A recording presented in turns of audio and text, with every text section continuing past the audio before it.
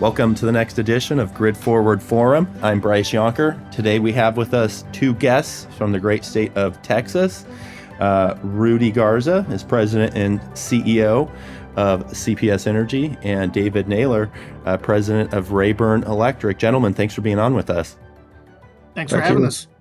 Yeah, appreciate it. So I'll have you guys both introduce yourself first, and then we'll jump into our conversation. Rudy, maybe you can introduce yourself. What brought you into that role there at CPS? Tell us a little bit about yourself. Sure. My name's Rudy Garza. I'm president and CEO of CPS Energy. I've been in this role now going on 4 years. I came in right after Winter Storm Uri when we had a change in leadership. And, it's been probably was the worst time to come into this role and the best time to come into this role because we had a lot of work to do and we were kind of starting from the ground up to try to, deal with some of the outfalls of Winter Storm Uri and rebuild trust and, do things that we needed to do to get right. I've been in the industry 30 years.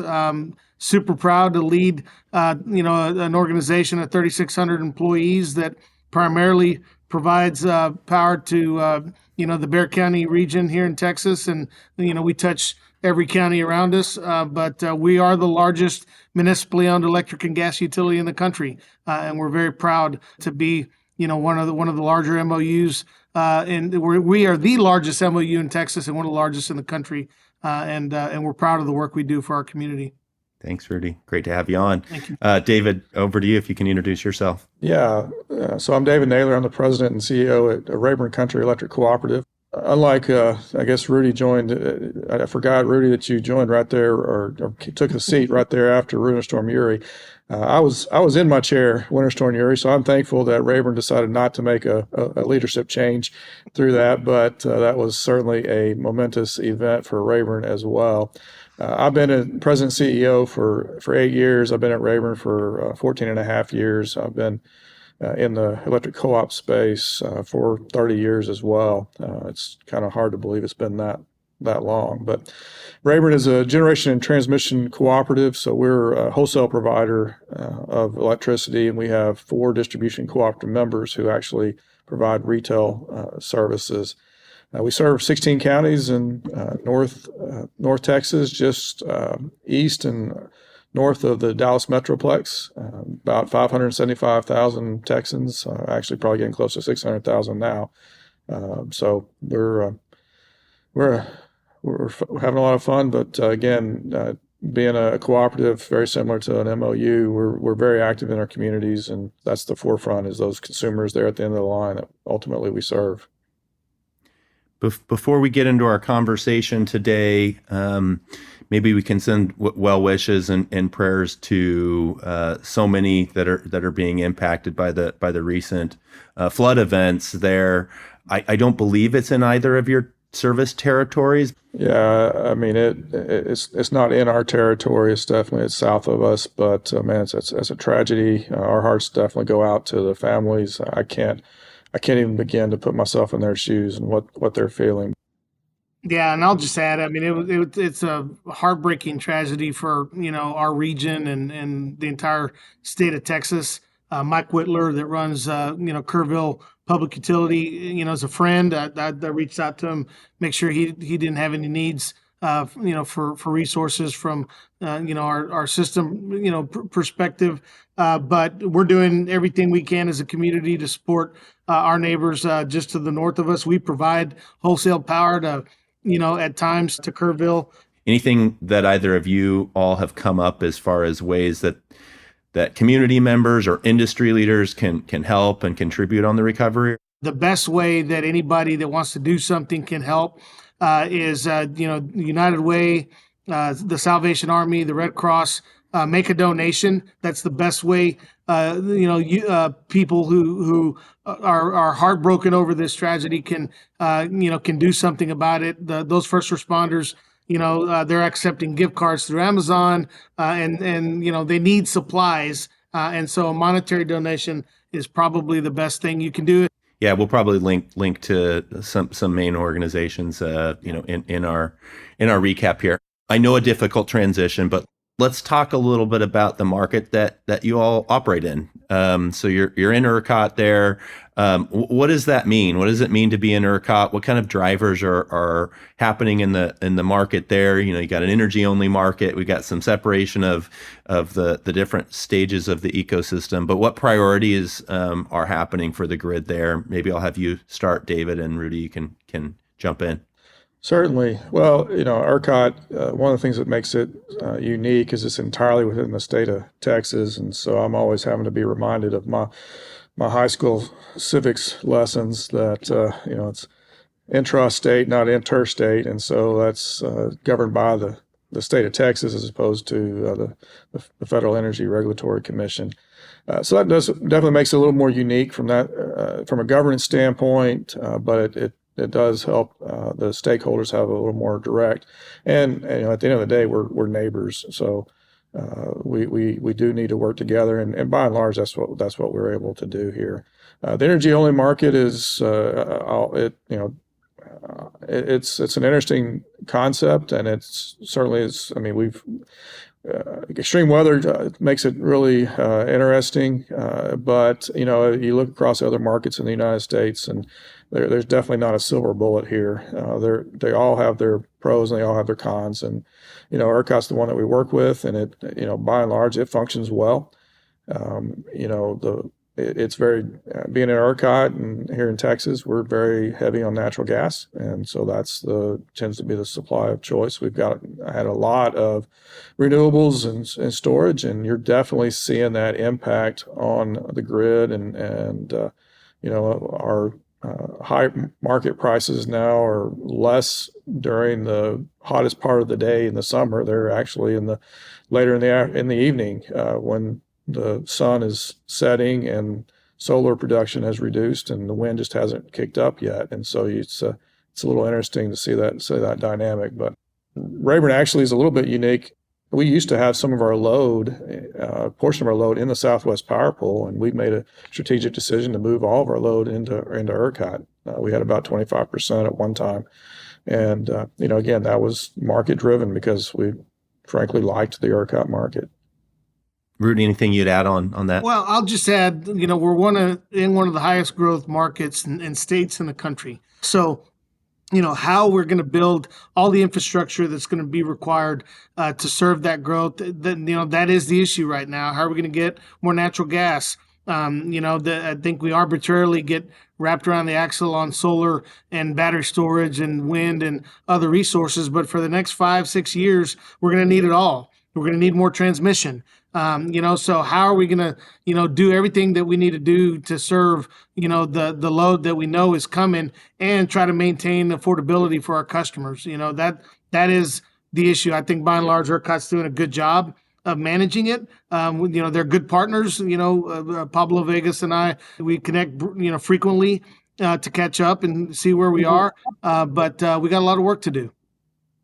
Well, that was exactly my next question, Rudy. You mentioned load growing. Demand is strong across the utility industry, across the country, and it seems to be particularly so there in a number of the Texas markets. So how is demand looking? I know that's driven more than just by data centers, but what is driving that demand, and how are you all keeping up with it? Rudy, you can start. Yeah, San Antonio's busting at the seams, man. We've been one of the highest growth communities in the country for a decade. And certainly we've got, 24 active data center projects in San Antonio right now. So, we've got to take old gas generation, and convert our coal units and replace that with probably 6,000 to 10,000 megawatts of new generation that we're going to need. And we're going to need it all. So, just the sheer, scale of what's ahead of us. You're either falling behind or you're moving ahead. There's no stationary right now in the ERCOT market, and I have to have that conversation at the local level with my regulators and my board. We're up in Austin talking about these issues. We are going to have to invest and not invest small chunks. We're going to have to invest billions of dollars in generation. We're going to have to invest billions of dollars in transmission, and that, we got to do it right now. We cannot wait 5 years to try to solve these problems, because if we do, we're going to get behind and we're going to stay behind. What's demand look like in your community, David? Are you guys in a similar scenario? Yeah, very, very, very similar. I mean, kind of to Rudy's point, it's very similar to, planting a tree. The best time to plant a tree was 20 years ago. The second best time is today. And, that's really where we're at. Rayburn, again, like I said, we got 4 distribution co-ops, and 3 out of those 4 distribution co-ops are among the top 10 fastest growing cooperatives in the nation. The one that missed out is only growing at 5%. So it's still a big number. Hey, the Texas economy is open. We're trying to do everything we can to help facilitate that. And people keep asking me when it's going to slow down. After, to Rudy's point, after several years of saying, well, it's got to at some point now, it's just like, man, I don't know when it's going to slow down. It just becomes kind of a way of life. We're trying to work where we do everything we can. And it's for us, it's all organic growth. Now we definitely have the data centers as well, but Rayburn's is 90% residential. Planning for this load is kind of like laying a train track with a train already coming at you. So, all right. I want to talk about your modernization roadmap, for lack of a better word. How do you all pick and prioritize where certain investments in moving the grid ahead get staged out? What's a now? What's a next? What's a I want it, but not yet.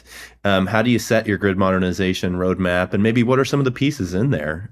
David, I'll let you start, and then Rudy, you can jump in.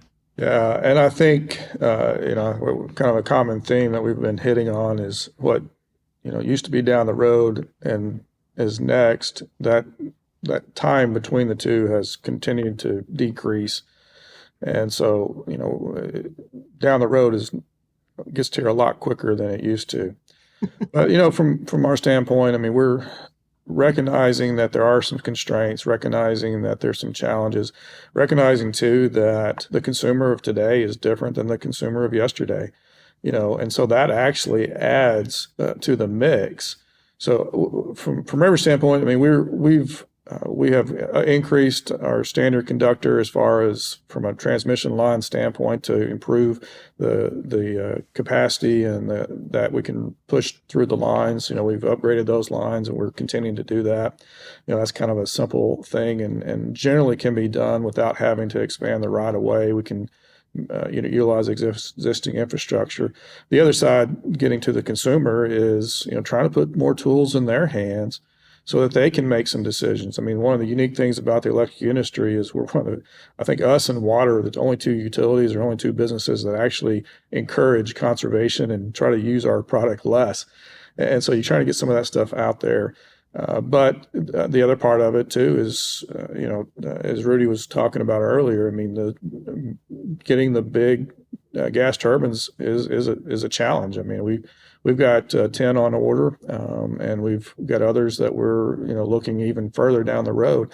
But you start looking at some distributed resources, the standby generators, rooftop solar. How can we leverage that in part of the mix in towards upgrading things? And you're always trying to look at the technologies and see what great ideas are out there and how they can be implemented in our area. Yeah, and I'll just add to that. David mentioned kind of dynamic line rating. Can we get more juice through an existing transmission line? We're looking at that. Double circuiting. We've got 2 big transmission projects going into South Texas to get wind out of South Texas to the other markets. And so you've got to have a plan for every element of your system. We've been hugely aggressive at installing reclosures on our distribution system to move power around and reroute power around outages and things that are happening on our system on a daily basis, which has really moved our modernization program forward. We've spent tens of millions of dollars on that effort over the last 5 years, getting where we are, and we're in a really good place with respect to that. So platforms and systems wise, there's all sorts of MSs out there. The DERMS with distribution, distributed resources, the ADMS with your advanced distribution management system, the OMS. What systems are you all prioritizing? Or is there any areas you are making changes? Is there any areas that you see a lot of promise? David or Rudy, if there's anything in there that you think would be worth I'll highlighting. start on this one because we've got a $300 million complete enterprise resource planning system upgrade that we're doing right now that has implications on all those systems. So, we're looking at which DERM system that we're going to replace. We just, are going through a process to upgrade all our OT systems. So the answer to the question is yes. Right now our goal, because we're running a 20-year-old ERP system, is you got to update the baseline, and then you figure out how you can present invest in systems that present information. As David was talking about earlier, the customers of today are not the customers of 20 years ago. They require more information. They want more control. All the things that are happening in society right now are impacting our systems from an electric standpoint as well. So we got to figure out how to give customers what they want. And that's going to require being really strategic about customer presentment and how we're allowing them to do their thing. Anything else on that, David? Yeah, I was going to add, very similar. I mean, we're not quite at the enterprise resource systems like some of the others. One of the things that we've really been improving is our communication backbone, recognizing that we need to have the bandwidth and facilities to be able to do that. From the probably our focus as much as anything in those areas is really recognizing that DERMS platform and trying to leverage that. We see that as some relatively low-hanging fruit. Coming out of Winter Storm Uri, the number of people that were putting standby generators just rose exponentially in our area, and I'm sure it was across the state as well. But and how can we leverage that, especially given some of the other resource constraints that we're seeing? Costly distribution upgrades, frequent extreme weather events, demand surging from an onslaught of distributed energy resources adoption. Do these challenges sound familiar? If so, you need Virtual Peaker's cloud-based distributed energy platform. We're empowering modern utilities with next-generation virtual power plant solutions to maximize the value of DERs. The Virtual Peaker platform unifies all aspects of DER management, from DERMS to customer engagement and demand forecasting. Learn more at virtual-peaker.com.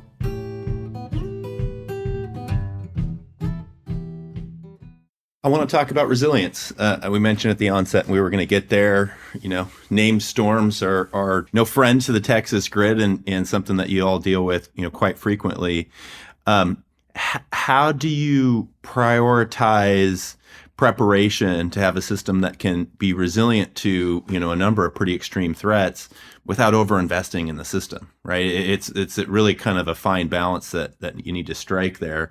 So maybe David, you can start. How do you guys prepare for the extreme events? How do you make the investments that you think can help you ride through? And then maybe how do you have plans to help you recover quickly?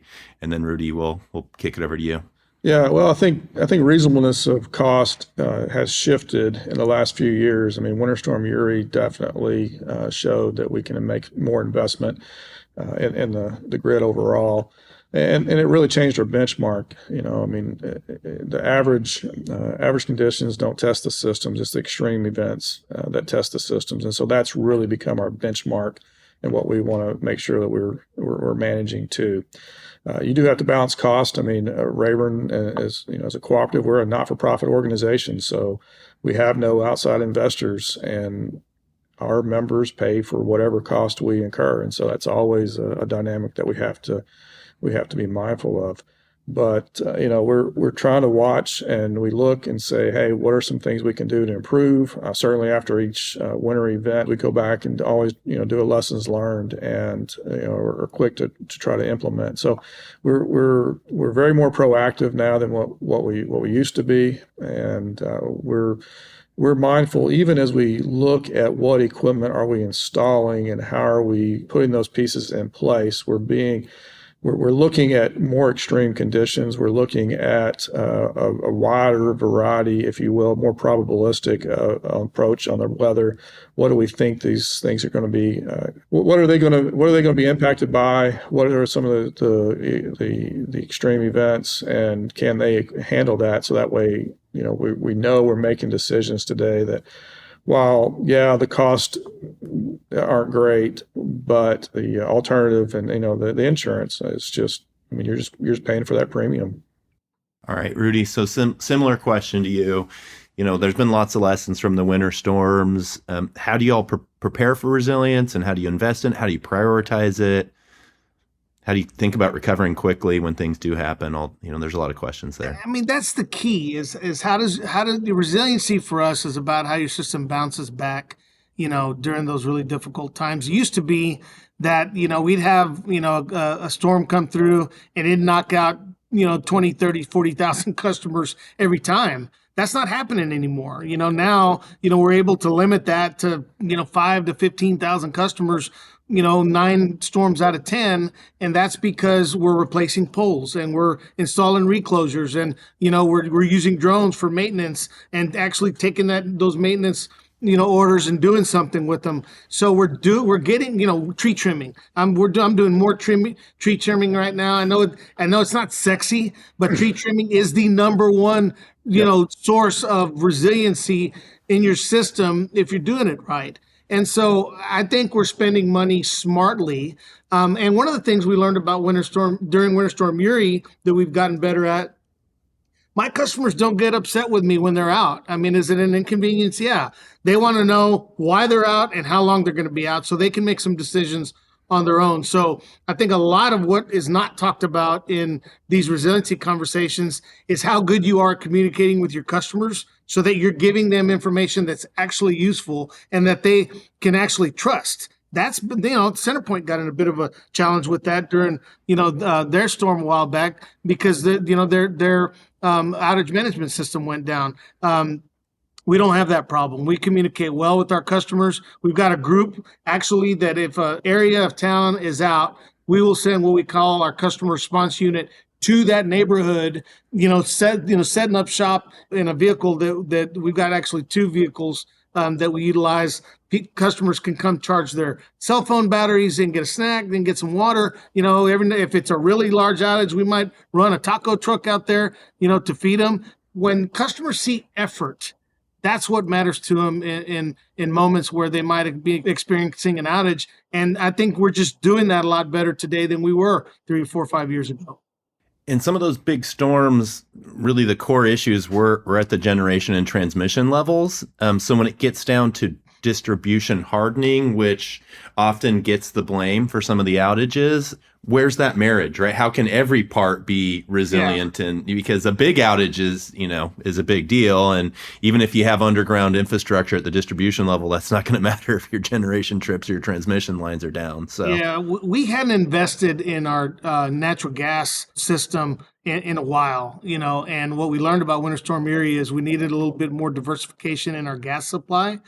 So we've partnered with new, gas supply companies and new segments of pipeline have been built, particularly to get more gas out of the Eagle Ford Shale. I want to rely less on Permian, less on Houston gas and get more gas right, next door. To your point, our generation has gotten more resilient because our gas supply has gotten more resilient. So it really takes all of that. I said it earlier, you have to invest in every element of your system in the right way to ensure resiliency. There's a lot of topics we could cover, but I want to get a couple more before we wrap in. We talked a bit about Texas. Now let's go upstream to federal. Last week was a busy one in DC with the reconciliation packet passing with the big beautiful bill. I know a lot of the industry is still looking for more direction. I guess we could call it clarity from the federal resources with regards to funds that have been flowing into the industry. How does that impact, if it does, your organization, or maybe how does it impact the industry in general? Yeah, I'll tell you, for Rayburn personally, it's not that big of an impact on us as far as now we did win, were awarded a grant under the New Era program that was going to be put to some batteries. We're on hold, but honestly, that was not a high priority for us. Now I know there's other cooperatives in the nation that some of that funding and what they were planning to do is very instrumental and key to what they were wanting to. So it's, it definitely has having an impact. I think the biggest issue for us, again, from Rayburn's standpoint, and even the utility systems as a whole, we've got we've got all this load growth. We've got whether it's the data center, we don't have the infrastructure. I mean, it goes back to what Rudy and what we're talking about earlier. We don't have the infrastructure to support it right now. And if we keep moving down this path at the same pace that we've been, worst case scenario is we got to put stuff in the dark, and that's just not who we are. It's not our modus operandi. And we're trying to figure that out, and we can't be put in a position to choose between reliability and compromising it. And I think that's where the biggest issue arises, and what we're trying to do. Rudy, anything on this topic, or you want me to give you a different one? Yeah, no, I'll just add. I mean, we had gotten more aggressive with grant applications. I think we're backing off of that a little bit. Just I don't want to deal with the uncertainty of whether or not those programs are going to be funded or not. We were successful getting the GRIP grant, and we'll put that to use, and we'll see kind of how things shake out. The budget bill, we're going to invest in renewables anyway. The tax benefits that were sunsetted after 2027. We'll sign a lot of contracts between now and 2027 for solar and batteries, and then we'll kind of see how it shakes out price wise. But we were able to preserve tax-exempt financing at the federal level, which was our number one issue. And so, to David's point, I mean, you kind of let things play out and you see what the impacts are and you move on. But, but I think overall it could have been worse. All right, we're going to squeeze a couple last topics in here. I want to touch base with you guys on AI. How are you all thinking about this advanced automation capabilities, either within your own organizations as a tool to run systems better, and or, from a demand standpoint, are you seeing loads of new sizes coming up, and how do you integrate, an AI data center effectively that's trying to connect a really large site? So how's AI impacting you all, David? Yeah, so Rayburn, we're roughly a 1,300 megawatt summer peak system. We actually peak in the winter, but that's our size. I mean, we've got a handful of these data centers that could quadruple that Rayburn's load. So, it's kind of like taking a skyscraper and dropping it into a spot where a single family dwelling used to be. So it's just, the numbers are just mind boggling. I mean, at the end of the day, we're here to serve load, and that's what we want to do. We're also trying to make sure that we protect our remaining consumers and members from the data center and vice versa. So that way we're setting them up. What needs to be dedicated to them? Are they carrying their own weight and not asking to, are they leaning on the rest of the system that can't be supported? ERCOT's got a process, and we're working through that process with them as well. I'm going to attack this question from a little different angle. All of our employees now have these AI tools that are in front of them that are innovative and create efficiency opportunities, but also present risk. And we've created an AI policy for our employees that set the boundaries by which our employees are able to use AI, on their day-to-day job duties. So, I think we're a little ahead of it. We had a One Tree trustee of our board in particular who pushed us, to tackle this issue. And I feel good about the work that we've done, but it is constantly evolving. And I would just encourage all utility organizations to take a look at how their employees are using AI, because there's a lot of risk there if you don't create a set of rules by which they can utilize it. I'd heard a horror story about one utility who almost had their employee upload their entire GIS system into an AI program, thinking that it was going to help them get to the answer faster. But now your GIS is open to the world.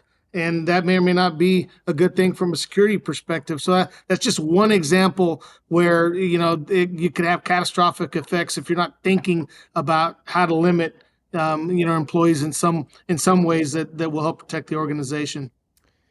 I want to squeeze this one in before our last question. We haven't announced it yet, but it's going to be our focus for our main event next year. and Rudy, you mentioned it, it's on affordability.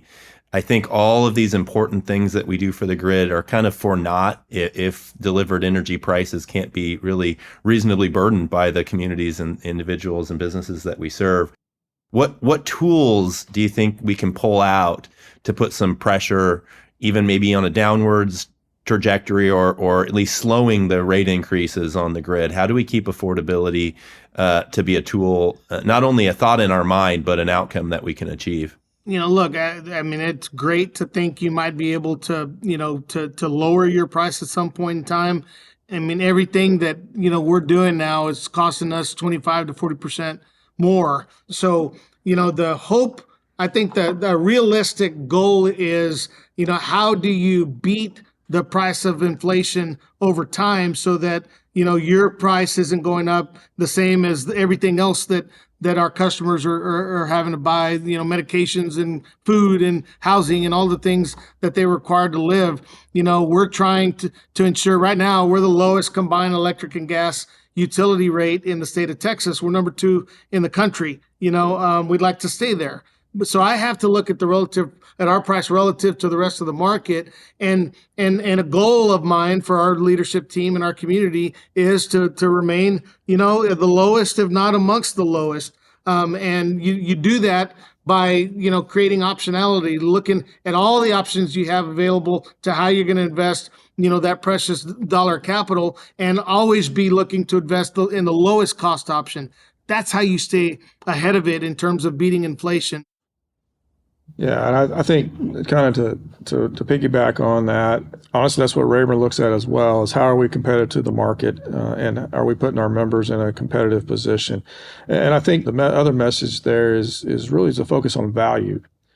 And, the cost may be going up, but are you getting good value? And that's where the communication with the members and those consumers at the end of the line really comes into play.